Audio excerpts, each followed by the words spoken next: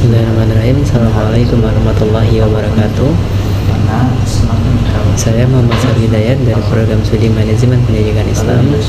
Video ini saya buat untuk memenuhi tugas mata kuliah saya Literasi Digital Pendidikan. Dan di video kali ini saya akan memberikan tanggapan dari salah satu penceramah kita, yaitu Ustaz Hana Atifi. Sebelum itu mari kita tonton videonya terlebih dahulu.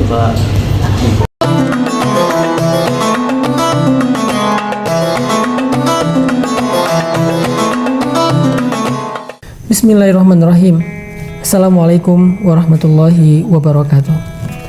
Saya ingin menyampaikan beberapa nasihat dari ulama untuk kita semuanya yang merasa pernah meninggalkan sholat, atau yang sampai hari ini masih mengabaikan sholat, masih sering meremehkan ibadah sholat. Para ulama menjelaskan banyak sekali ayat-ayat dan hadis-hadis tentang ancaman dari Allah bagi orang yang meninggalkan sholat. Bahkan kalau kita membaca di dalam rukun Islam, sholat itu termasuk rukun yang kedua setelah syahadat. Artinya akan ditolak keislaman seseorang walaupun dia mengatakan asyhadu an la ilaha illallah wa anna muhammadar rasulullah, tetapi dia tidak melaksanakan sholat secara sengaja tanpa uzur yang diperkenankan. Bahkan di dalam Al-Quran Allah berkali-kali memberikan kalimat ancaman, diantaranya fawailul lil musallin alladzina hum an sholatihim sahun. Celaka orang yang sholat, yaitu orang yang lalai dalam sholatnya. Apa maksud lalai dari sholatnya? Dia udah sholat tetapi sholatnya asal-asalan. Orang yang sholatnya tidak khusyuk. Orang yang sholatnya kadang dia lakukan, kadang dia tinggalkan. Orang yang sholatnya buru-buru tidak memenuhi rukun. Orang yang sholatnya yang gak benar wudunya atau bersucinya.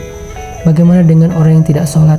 Makanya Allah Subhanahu wa Ta'ala menggolongkan di antara ciri-ciri yang paling jelas terhadap kemunafikan seseorang adalah dia malas dalam ibadah sholat. Bukan tidak sholat, malas dalam ibadah sholat. Allah berfirman di dalam surat An-Nisa, wa idza qamu ila sholah qamu kusala. Kalau mereka berdiri untuk sholat, mereka berdiri dalam keadaan kusala, bermalas-malasan. Mungkin kita sholat, tetapi apakah sholat kita termasuk bermalas-malasan? Bagaimana dengan tarawih kita? Apakah termasuk bermalas-malasan? Kita mencari tarawih yang paling cepat, yang hanya dalam hitungan 15 menit selesai 20 rakaat atau 11 rakaat? Jangan-jangan kita termasuk orang yang sahun walaupun sholat, lalai walaupun sholat. Jangan-jangan kita termasuk orang yang kusala, orang yang bermalas-malasan walaupun kita lakukan ibadah itu. Seandainya kita termasuk orang-orang yang lalai atau orang-orang yang bermalas-malasan dalam sholat, na'udzubillah, berarti masih ada kemunafikan di hati kita, tertolak iman dan Islamnya di sisi Allah Subhanahu wa Ta'ala. Teman-teman dirahmati Allah, sholat adalah satu-satunya ikatan antara kita dengan langit. Sholat adalah satu-satunya ikatan antara hamba dengan Allah. Sehingga ketika kita meninggalkan sholat satu kali saja, berarti kita telah memutuskan ikatan kita dengan Allah. Lalu bagaimana kita akan mendapatkan pertolongan Allah ketika kita butuh, sementara kita nggak punya ikatan apa-apa dengan Allah? Ketika kita tidak punya ikatan apa-apa dengan seseorang, bagaimana kita akan berharap orang itu menolong kita?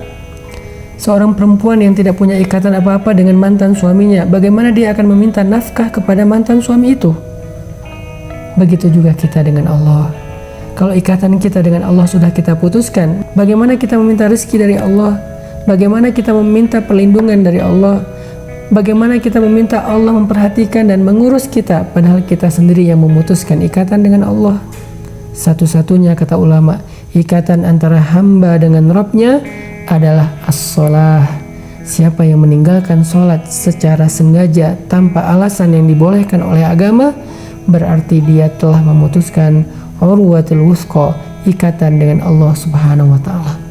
Bahkan para ulama sampai berpendapat, seandainya seseorang meninggalkan sholat sampai akhir hayatnya, maka ketika dia meninggal, dia tidak boleh dikuburkan di kuburan kaum muslimin.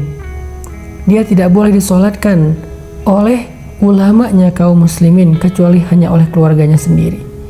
Bahkan ketika dia masih hidup, jika dia tidak melakukan ibadah sholat secara sengaja dalam waktu yang lama, maka ulama mengatakan istrinya harus meminta cerai kepadanya. Seandainya dia suami itu harus menceraikan istrinya. Kenapa? Tidak halal bagi seorang perempuan mukminah menikah dengan laki-laki yang meninggalkan sholat. Ini menunjukkan sebagian ulama berpendapat orang yang secara sengaja meninggalkan sholat maka dia telah murtad dari Islam. Walaupun ini bukan pendapat semua ulama, tetapi ini menunjukkan betapa bahayanya meninggalkan sholat. Nanti di akhirat, sholat adalah amal pertama yang akan ditanya oleh Allah. Seandainya sholat kita benar, maka amal yang lain akan Allah perbaiki. Tetapi seandainya sholat seseorang itu rusak, maka semua amal yang lain akan ikut rusak bersama dengannya. Sholat, sesuatu yang gak bisa kita abaikan apapun alasan kita. Kita boleh tidak membayar zakat kalau tidak mampu.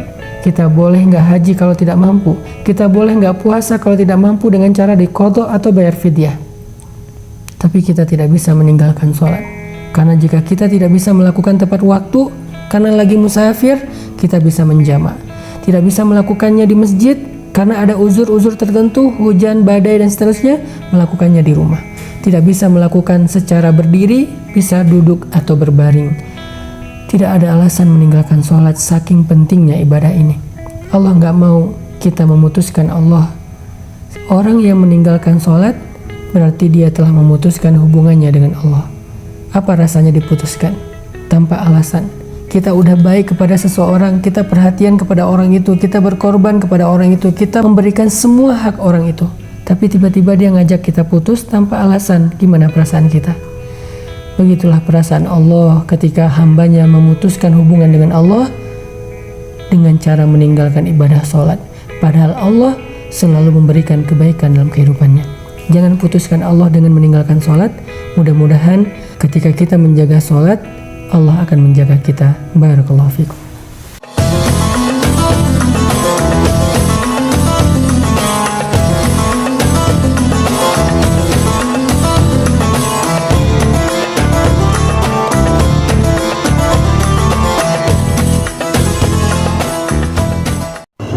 Saudara sekalian, perlu kita ingat bahwa sholat itu sangatlah penting bagi kehidupan kita.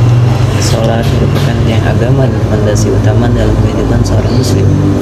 Meninggalkan atau meremehkan sholat bukan hanya sebuah kesalahan besar, tetapi juga merupakan bentuk memutuskan hubungan langsung dengan Allah Subhanahu wa Ta'ala. Meninggalkan atau meremehkan sholat bukan hanya sebuah kesalahan besar, tapi juga merupakan bentuk memutuskan hubungan langsung dengan Allah Subhanahu wa Ta'ala. Sholat adalah hubungan langsung antara seorang hamba dan Sang Pencipta. Ketika meninggalkan sholat, seorang langsung memutuskan hubungan tersebut. Sebagaimana Allah berfirman dalam surat Al-Maun ayat 4 dan 5 yang berbunyi, Bismillahirrahmanirrahim.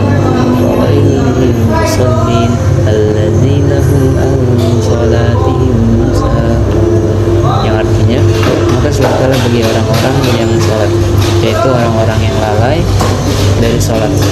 Surat Al-Maun ayat 4 dan 5. Ayat ini mengingatkan bahwa bukan hanya orang yang tidak sholat, tetapi mereka yang meremehkan sholat atau melaksanakannya dengan lalai juga mendapatkan ancaman serius dari Allah.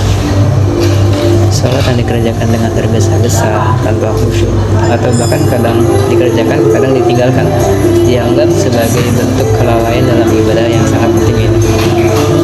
Banyak ulama menyebutkan betapa beratnya ancaman bagi orang yang dengan sengaja meninggalkan sholat tanpa alasan yang diperbolehkan. Sebagian ulama bahkan berpendapat bahwa meninggalkan sholat adalah bentuk kekafiran. Hal ini menunjukkan betapa pentingnya sholat dalam kehidupan seorang muslim. Mungkin cukup sekian yang bisa saya sampaikan. Kurang lebihnya mohon maaf. Barakallahu fiik. Assalamualaikum warahmatullahi wabarakatuh.